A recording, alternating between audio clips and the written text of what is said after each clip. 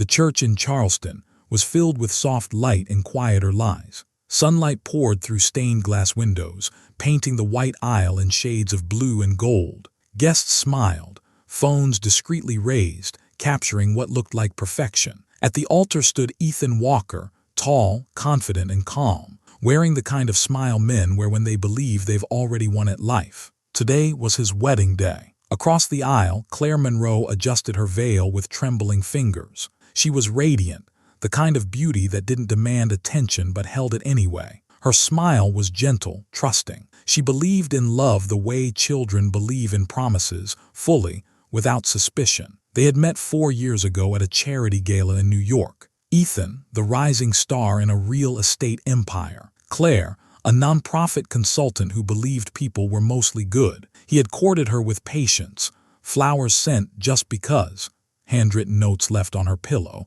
and a proposal that made her cry before she even said yes. Everyone said she was lucky. No one asked what luck really costs. At the front pew sat Daniel Brooks, the best man, Ethan's college roommate. His suit fit perfectly, but his face did not. His jaw was tight. His hands were clenched so hard his knuckles had gone pale. Daniel hadn't slept in 2 days. He kept replaying the same question in his head. Do I destroy a wedding, or let a woman destroy her life? The officiant spoke about love, about trust, about choosing one person above all others. Ethan nodded along, squeezing Claire's hands, whispering, "Almost there." She smiled up at him. Daniel swallowed. What Claire didn't know, what no one here knew, was that the speech folded inside Daniel's jacket pocket was not the speech Ethan had approved. It wasn't funny, it wasn't sentimental, and it wasn't safe. It was truth. A truth Daniel had accidentally uncovered months ago when a phone buzzed at 2:17 a.m. on Ethan's nightstand during a business trip to Chicago.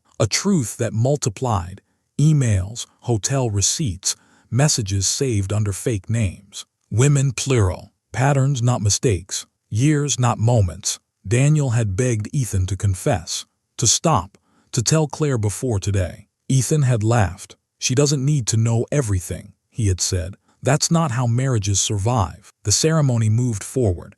Applause followed the vows, tears flowed. The kiss sealed the room in cheers. At the reception, champagne glasses clinked. Music swelled. The couple's first dance was flawless. Ethan spun Claire gently, her head resting against his chest, safe in a world that was about to collapse. Then the microphone was placed in Daniel's hand. "Best man speech," someone shouted. The room quieted. Ethan raised his glass toward Daniel, smiling wide, confident, careless. Daniel looked at Claire. She smiled back at him, grateful, unaware. Daniel unfolded the paper, and for the first time that day, Ethan's smile faltered. Because Daniel didn't clear his throat. He didn't joke. He didn't toast. He began with words that would split this wedding, and every life tied to it, straight down the middle. I was asked to speak about who Ethan really is. And that was when the room stopped breathing. Make sure to like and subscribe our channel and watch more stories of us. I was asked to speak about who Ethan really is.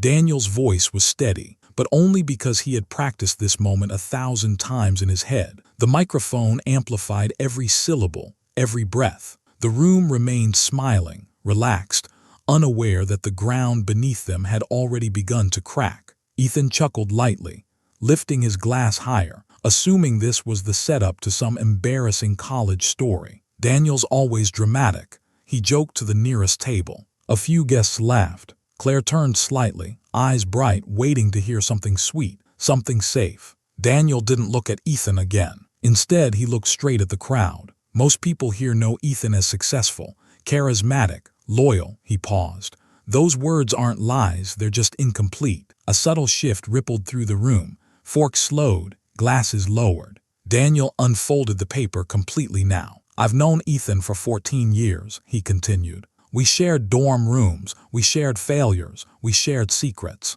Ethan's smile stiffened. And some secrets, Daniel said carefully, were never meant to be shared at a wedding. A nervous laugh came from somewhere in the back. Claire frowned. Daniel inhaled deeply. "Claire," he said gently, finally turning toward her. The sound of her name, spoken not with celebration but caution, made her heart tighten. "Yes," she replied softly, still smiling, still trusting. You once asked me what made Ethan different from other men, Daniel said. Why I trusted him. Ethan leaned forward. Dan, he muttered under his breath. Let's not. Daniel raised a hand without looking at him. I didn't answer you then, he said, because I didn't know how. The room was silent now, completely. So today, Daniel continued, I'll answer honestly. He looked down at the paper. The first name, he said, is Lena. Claire blinked. Ethan froze. A woman near the third table gasped quietly. Lena was a marketing consultant in Chicago, Daniel read. She met Ethan during a 3-day business conference in March 2 years ago. Claire's smile faded. Ethan's glass slipped slightly in his hand. They stayed at the Palmer House Hotel, Daniel continued. Room 1412, 2 nights. A chair scraped loudly as someone shifted. Claire whispered, barely audible, "What is this?" Daniel's voice softened, but the words did not. Lena believed she was the only one. Ethan finally stepped forward. "This isn't funny anymore," he said sharply. "Put the paper down." Daniel looked him in the eye. "I tried," he said quietly, "months ago." The guests were no longer pretending to sip drinks. Phones, once discreet, were now lowered in shock. No one dared interrupt. Daniel turned another page. "The second name is Rachel," he said. "New York, married, 2 kids." Claire staggered back half a step. Ethan reached for her arm. "Claire, listen to me." She pulled away. Daniel continued. "The third is Sophie. Boston. Engagement broken 3 weeks after Ethan left. Someone dropped a fork. Each name fell like a hammer, slow, heavy, final. Claire's breathing became shallow. Her hands trembled. She looked at Ethan, not with anger yet, but confusion so deep it hurt to witness. "Is this true?" she asked him. Ethan opened his mouth, closed it. Daniel lowered the paper slightly. "There are 7 names," he said. "I won't read them all." Claire whispered, 7. Daniel nodded once. Ethan exploded. "You had no right," he shouted. "This is my wedding." "No," Daniel replied, calm but broken. "This was her life." Claire felt the room tilt. Applause, music, promises. All of it suddenly felt staged, like a movie set collapsing after the cameras stopped rolling. "I loved you," she said, her voice cracking. "I trusted you." Ethan stepped closer. "I still love you. None of this meant anything." Daniel looked down. "That," he said quietly, "is the most dangerous lie of all." Claire removed her ring. The diamond caught the light once, just once, before she placed it on the table beside the champagne glasses. "I can't breathe," she whispered. She turned and walked away. No music followed her. No one stopped her. And Daniel stood there, holding the microphone, knowing the worst part of the speech hadn't even been read yet. Claire didn't remember walking out of the ballroom. Later, people would tell her she moved slowly with dignity, that she didn't cry, that her back stayed straight. But inside her head, everything was noise, like glass shattering underwater. The doors closed behind her with a dull thud, and then the silence broke her. She reached the corridor, heels slipping on polished marble, and finally stopped breathing like a bride and started breathing like someone who had just lost the future she memorized. Her chest tightened, her vision blurred. 7 names, 7 lives, 7 versions of a man she thought she knew. Her phone buzzed in her hand. She hadn't realized she was holding it. A message notification lit up the screen. "Unknown number. I tried to warn you. I'm so sorry. Please read this." Claire stared at it. Her fingers hovered, shaking. She opened the message. "My name is Lena. I don't know you personally, but I know Ethan. Or at least I knew the version of him he showed me. He said he was single. He said he was waiting for the right woman. I found your engagement photo yesterday. That's when I realized the truth. I sent this message 2 days ago, but it never delivered. I don't know why it's going through now. I just couldn't stay silent anymore." Claire's knees buckled. She leaned against the wall, sliding down until she was sitting on the cold floor in her wedding dress. 2 days ago, she had been choosing flowers, planning seating charts, writing vows. The phone buzzed again. Another message. "I have proof. I don't want anything from you. I just didn't want you to marry a lie." Claire pressed her palm to her mouth to stop the sound that tried to escape her chest. Inside the ballroom, chaos had replaced celebration. Guests whispered openly now. Some avoided eye contact with Ethan. Others stared at him with a mixture of shock and judgment. His parents stood frozen near the cake, his mother pale, his father furious and silent. Ethan stormed out after her. Claire, he shouted down the corridor. Daniel watched him go, guilt and relief battling inside his chest. He had crossed a line, he knew that. But some lines, once seen, could never be uncrossed. Claire heard Ethan's footsteps before she saw him. "Please," Ethan said, dropping his voice, kneeling in front of her. "This isn't what it looks like." She laughed, not because it was funny, because it was unbearable. "Then tell me what it looks like," she said, her voice hollow. Ethan ran a hand through his hair. "I never meant to hurt you. Those women, they were distractions. You were the real thing." She looked at him then, really looked. And for the first time she saw fear behind his confidence. Not remorse, fear of consequences. "Did you love them?" she asked. "No," he said quickly. "Did you lie to them?" He hesitated. That was answer enough. "You didn't just betray me," Claire said quietly.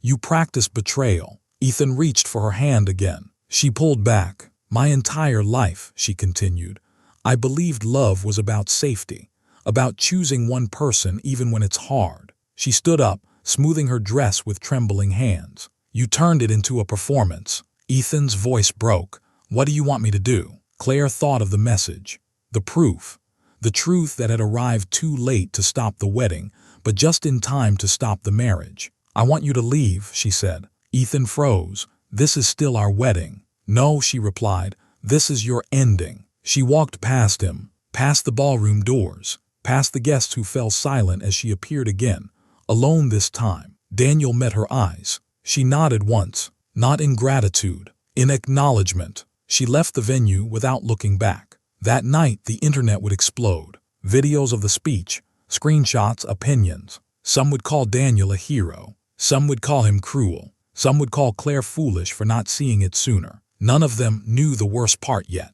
because the message Claire received next, at 11:47 p.m., would change everything she thought she understood about Ethan Walker and about herself.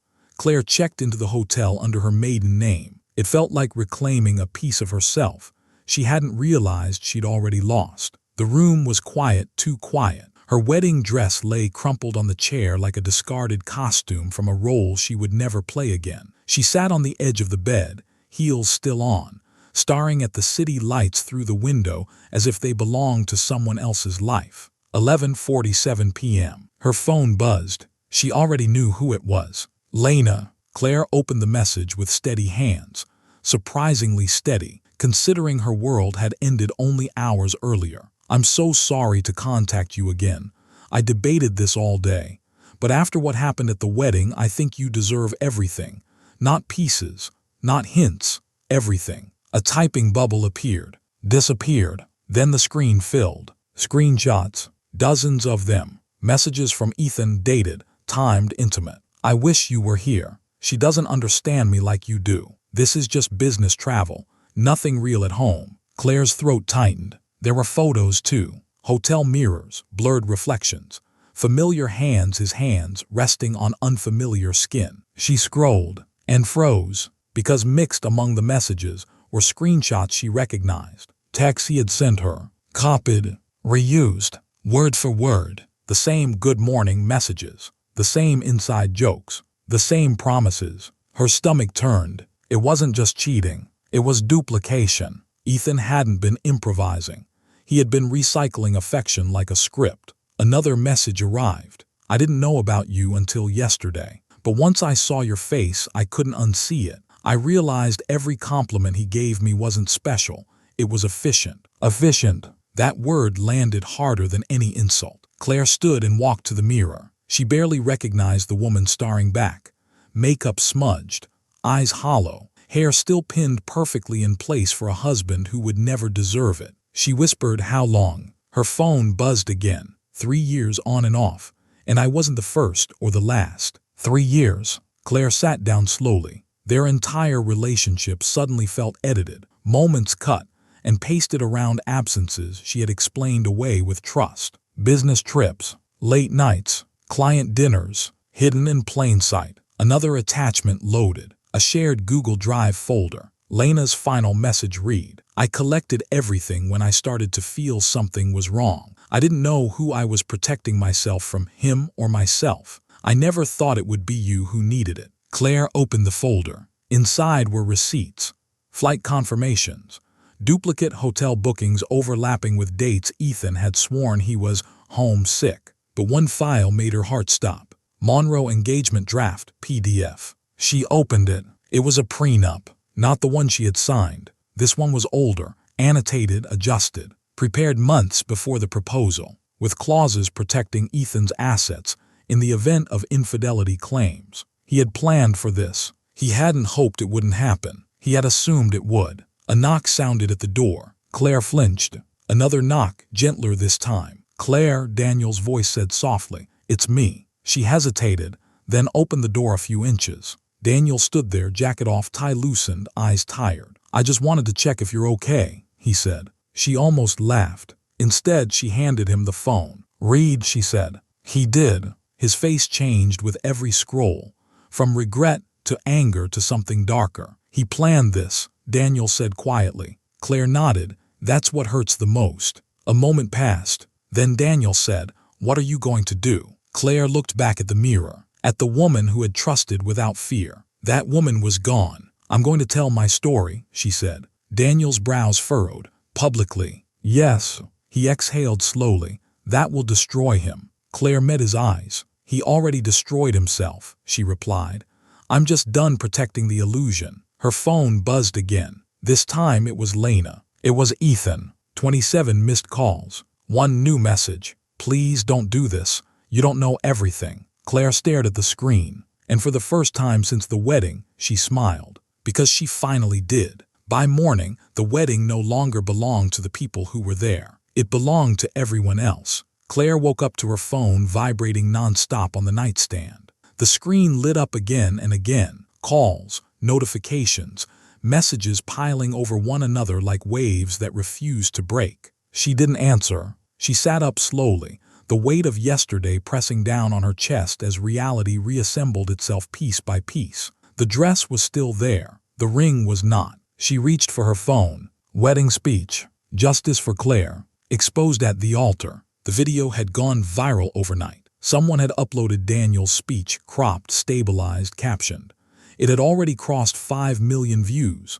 TikTok, Instagram, X reaction videos. Comment threads stretching into the thousands. Strangers arguing over a life they'd only seen in fragments. He ruined a sacred moment. No, he saved her life. Why didn't she notice earlier? Men like this never change. That best man is a hero. This should have stayed private. Claire scrolled until her hands began to shake. Her name trended by itself. Not the bride. Not the woman. Sorry. Someone had already found her LinkedIn. Old interviews from her nonprofit work resurfaced. Photos from college. Posts she had liked years ago were being analyzed like clues. She closed the app. A knock came at the door. Room service. She hadn't ordered anything. When she opened it, the server held a tray and a folded note. "Compliments of the hotel," he said gently. The note read, "Take care of yourself. We're rooting for you." She swallowed hard. Even strangers had chosen a side. Her phone rang again. "Daniel." She answered. "It's everywhere," he said quietly. "I'm sorry." "You told the truth," Claire replied. "That part doesn't scare me." "What does?" She looked at the city through the window, awake now, loud, indifferent. "That people think they know me," she said. "That they're deciding who I am based on his choices." Daniel was silent for a moment. "Ethan's lawyers called," he said finally. Claire laughed softly. "Of course they did. They want the video taken down. They're claiming defamation." "Truth isn't defamation," she said. "I know," Daniel replied. "But they'll try to bury you in noise." As if summoned, her phone buzzed again. A notification from a verified account. Ethan Walker, public statement. She opened it. "I made mistakes. I hurt people I care deeply about. But what happened at my wedding was a betrayal of trust by someone I considered family. Private matters were weaponized publicly. I ask for privacy as we handle this like adults." The comments exploded instantly. "Private? You cheated for years. Funny how privacy matters now. You weren't thinking about privacy in hotel rooms." Claire stared at the screen. He still didn't say her name. Still didn't apologize. Still didn't take responsibility. Daniel exhaled audibly on the other end. "He's controlling the narrative." Claire's voice was calm when she replied. "No," she said, "he's trying to." She opened her notes app. A blank page stared back at her. Then she began to type. Not angrily, not emotionally, clearly. She wrote about trust, about how love can be manipulated, about how betrayal doesn't always look like cruelty. It often looks like charm. She didn't name the women. She didn't post screenshots. She didn't attack. She told her story. When she finished, she reread it once. Then she posted it. The response was immediate. Within minutes, her words were everywhere, shared by journalists, therapists, relationship experts, people who saw themselves in her experience. The tone shifted. This wasn't gossip anymore. It was a conversation. Claire put the phone down and leaned back against the headboard. Her hands were still shaking, but her voice, finally, had stopped trembling. Across town, Ethan watched the same numbers climb, but where Claire's story brought understanding, his silence bred suspicion. And deep down, he realized something terrifying. For the first time in his life, he could not talk his way out of this. Like and subscribe. Ethan Walker sat in his penthouse, the city lights below twinkling like a million indifferent witnesses. The room was dark, except for the glow of his laptop, where every notification was another strike against him. He had always believed charm could smooth over mistakes. Influence could silence truth. Money could rewrite history, but none of it worked here. None of it reached the part of the world that mattered most. Claire's story, rising like wildfire, untouchable, untamed. His phone buzzed incessantly. Calls from lawyers, ex-colleagues, even some of the women he had deceived, asking questions they didn't dare ask before. He ignored them all. He poured himself a glass of whiskey, the amber liquid shaking slightly in the glass, reflecting the chaos he could no longer control. For the first time, Ethan felt exposed. Not in business, not in public perception, not in fame.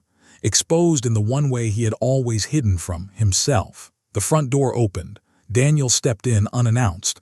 Ethan's jaw clenched. "What are you doing here?" Ethan demanded. "I came to make sure you understand what you've done," Daniel said softly, not moving closer. Ethan laughed bitterly. "I understand perfectly. It's called life. People make mistakes. Relationships are complicated." Daniel's eyes narrowed. "You call ruining a life a mistake?" Ethan swirled his drink. "She'll get over it. She's strong. Everyone overreacts." Daniel shook his head. "No, this isn't about her getting over it. This is about accountability, something you've never understood." Ethan froze, the words stabbing more than any viral video or public scrutiny ever could. Daniel stepped closer, voice calm but firm. "You planned this. You had 7 women. You manipulated everyone around you. You didn't just betray Claire, you engineered charm like it was a business strategy. And now," Daniel gestured to the laptop, "now the world sees it, and there's nothing you can say to fix it." Ethan's hands shook slightly. For the first time, the confidence that had carried him through decades faltered. I didn't think she'd find out," he admitted, almost in a whisper. "Not think?" Daniel asked. "You lied, recycled love like it was currency, and thought no one would ever see the pattern. And here we are." Ethan swallowed, the weight of truth pressing down. His empire, his image, his carefully curated life, all of it threatened by the one thing he could never control: honesty. Daniel studied him for a long moment. "You can hide behind lawyers, behind excuses, behind influence. But there's one place you can't hide: yourself.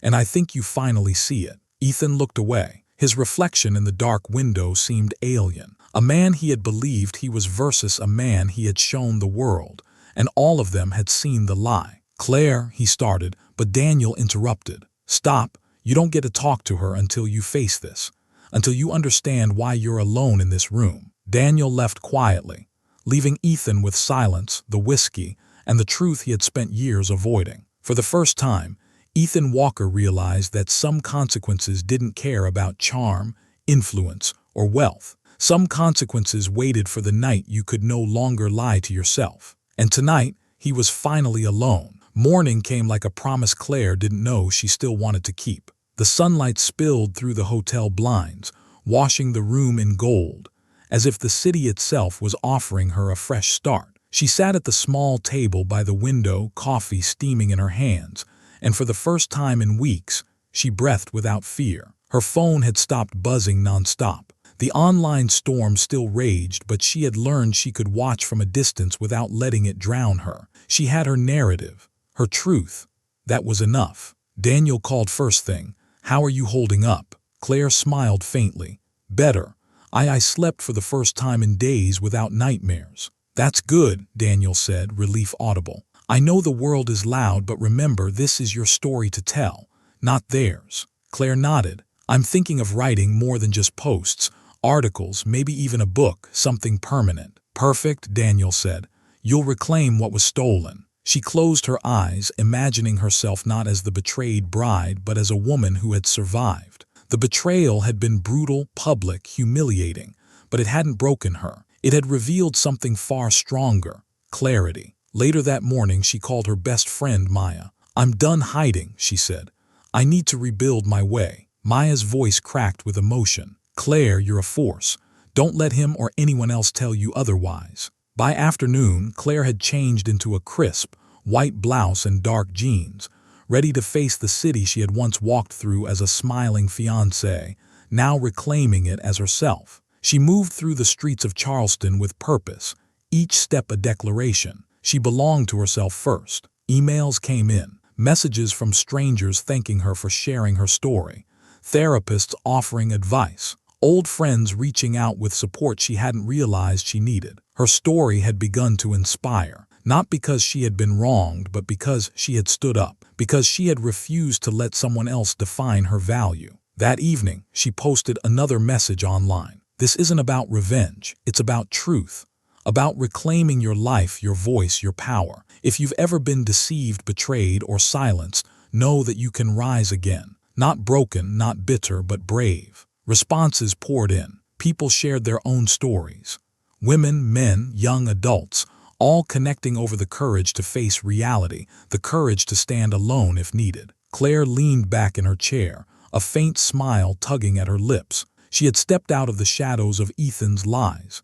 She had reclaimed her voice. Somewhere in the distance, her phone buzzed. One message from Lena. "You're stronger than you know. Keep going." Claire stared at it and typed back, "So are you, thank you." For the first time, Claire felt the weight of the wedding, of the betrayal, and of the public chaos lift. She wasn't defined by Ethan's lies or the viral scandal. She was defined by her resilience, by her ability to stand tall when everything around her collapsed. And as the sun set over the Charleston skyline, Claire Monroe, once the trusting bride, now the woman who had chosen herself, smiled genuinely. Her new dawn had arrived.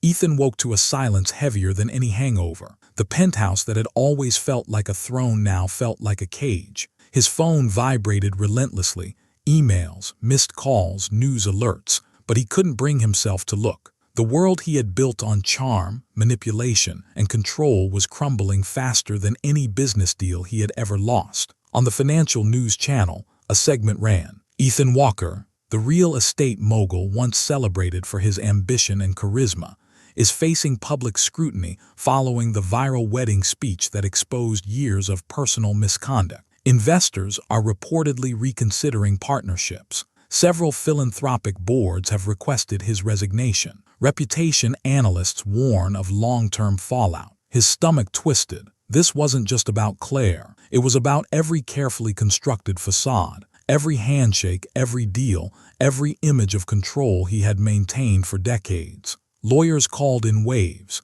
Board meetings were scheduled within hours. Journalists camped outside his offices. Partners withdrew contracts under the guise of corporate ethics. The empire Ethan had spent years building was now being questioned, not for its performance, but for the man at its center. Even those closest to him, friends, colleagues, women he had charmed, kept their distance. The trust he had assumed as his shield evaporated overnight. Ethan paced the penthouse, whiskey in hand, staring out at the city below. Every glass reflection showed a man unraveling, carefully groomed hair now disheveled, tailored suit wrinkled, confident posture reduced to tense stiffness. He called one of his mentors. No answer. Another. Silence. Even his personal assistant hesitated before picking up. "Do you understand what's happening?" a lawyer finally asked when Ethan answered a call. Ethan gritted his teeth. I'm managing it." "Managing it?" The lawyer's tone was sharp. "Mr. Walker, the world sees everything. The speech, the messages, the receipts. People aren't just upset, they're angry. And anger is contagious. Investors, media, the public, all of them. This isn't a PR problem. This is a collapse of trust. Ethan's hand trembled slightly. For the first time, he realized that no amount of money could patch the holes in the truth. That evening alone, he scrolled through social media. Comments on Claire's posts were supportive, empathetic, and powerful. Strangers had lifted her voice, turning pain into collective understanding. Every mention of him was a dagger. Mockery, judgment, disbelief. He poured another glass of whiskey, staring at his reflection. "Why can't I fix this?" he whispered to the empty room. Because some things couldn't be fixed. Some empires built on lies could only collapse. Daniel had predicted this. The viral speech wasn't just a betrayal of Ethan's image, it was a reckoning. And for the first time, Ethan faced the most terrifying truth of all. He had no one to blame but himself. Outside, the city moved on. But inside, Ethan Walker began to feel the weight of everything he had ignored, manipulated, and betrayed. The man who smiled at the altar was gone. The courthouse in downtown Charleston was quiet in a way that made Claire's heartbeat thunder in her ears. She walked in deliberately, heels clicking against marble, her posture straight, her gaze forward. Today wasn't about shame, revenge, or closure for the world. It was about reclaiming power over the one man who had taken it from her. Ethan was already there, sitting in the defendant's chair, suit impeccable but eyes hollow. His lawyers whispered urgently at his side, but he barely noticed. The public spectacle he had always feared was happening, and he couldn't charm his way out of it. Daniel arrived moments later, taking a seat behind Claire with quiet resolve. The two shared a glance, no words necessary. They had both been through hell, and both knew this was the final confrontation. The judge entered, and the room stilled. Cameras were barred, but the tension was enough to make every breath heavy. Claire spoke first. She didn't yell. She didn't cry. She simply told the story that had shaken a city. The 7 women, the repeated lies, the carefully recycled words of affection, the evidence Lena had sent her. Every detail, not for spectacle but for truth. Ethan's jaw tightened with every word. He tried to speak once, then again, but his lawyer shook his head. Today, he couldn't hide behind rhetoric, excuses, or charm. He had to listen. "I believed in him," Claire said, her voice steady but raw. "I trusted him completely. I thought love was safe. I thought I was safe. But he made it a performance, not a commitment. And I am here to make sure no one else is blind to that." Daniel handed over the evidence Lena had compiled. Receipts, screenshots, messages, all neatly organized, undeniable. Ethan's hand shook slightly as he took it, staring at the documents like they were poison. You could have told me," he said finally, voice low. Claire looked at him, her eyes cold but sad. "I didn't need your confession. I needed your accountability. And today, that's what matters. Not apologies, not explanations. Accountability." The judge nodded. "Ms. Monroe, your testimony is heard and documented. Mr. Walker, you have the right to respond." Ethan opened his mouth, closed it. Words that once flowed like honey were now trapped behind a wall of shame. I was wrong," he whispered finally, almost to himself. Claire didn't flinch. She had expected it. She had survived worse than his regret. Outside the courthouse, reporters waited, flashes lighting the sky. Claire walked out calmly, Daniel at her side. Cameras clicked, phones recorded, but she held her head high. Ethan followed slowly, separate, fractured. His empire teetering, his reputation shattered, and the man who had once controlled every room he entered now walked alone. Claire didn't need to watch him crumble. She didn't need revenge. She only needed freedom. And for the first time in months, she felt it. Ashes and ascension. Claire stepped onto the balcony of her new apartment. The Charleston skyline stretched before her like a promise. The sunrise painted the buildings gold and rose, a gentle contrast to the chaos that had dominated her life. She breathed in deeply, savoring the clarity, the calm, the freedom she had earned. Daniel joined her, coffee in hand, leaning on the railing. "It's peaceful," he said quietly. "You've earned this." Claire nodded. "I've spent too long letting someone else define me. Today, I define myself." Her phone buzzed, a notification of her latest post, an essay recounting her story, her rise from betrayal to strength. Comments poured in, messages of support, solidarity, admiration. People weren't just watching her. They were inspired by her courage. "I never imagined this," Daniel said. "The way people are connecting with your story, it's more than viral. It's movement." Claire smiled faintly. "It's the truth, and truth can't be silenced." Meanwhile, across town, Ethan Walker sat alone in his now empty penthouse. Calls went unanswered. Board members had distanced themselves. Investors had pulled out. The empire he had built on manipulation was fractured beyond repair. For the first time, he felt the hollow weight of actions with consequences he could no longer evade. No charm, no wealth, no influence could save him. He was left with the reflection of the man he had been. A man who could lie convincingly but could not face himself. Back on her balcony, Claire typed her final lines to the world. This story isn't about revenge. It's about reclaiming power, speaking truth, and rising from the ashes. If you've been silenced, deceived, or betrayed, know you can stand again. Brave, resilient, and unbroken. She pressed post and leaned back, letting the morning breeze carry away the last remnants of fear. Daniel nudged her gently. "So, what's next?" Claire turned to him, smiling with a quiet confidence. "Life. My life on my terms, and maybe a little happiness too." As she looked out over the city, the past no longer weighed her down. The lies had burned, but from their ashes she had ascended. She glanced at the camera phone on the table, a reminder that her story would reach countless others. With a warm, steady voice she spoke. "Thank you for following my journey. If you felt inspired, don't forget to like, subscribe, and hit the bell icon for more stories that explore courage, truth, and resilience. Every share helps these stories live on." She smiled genuinely, turning to Daniel. "Here to new beginnings." And as the city stirred awake, Claire Monroe, once a bride betrayed, now a woman reborn, walked forward into her life, fully in control, unbroken, and free.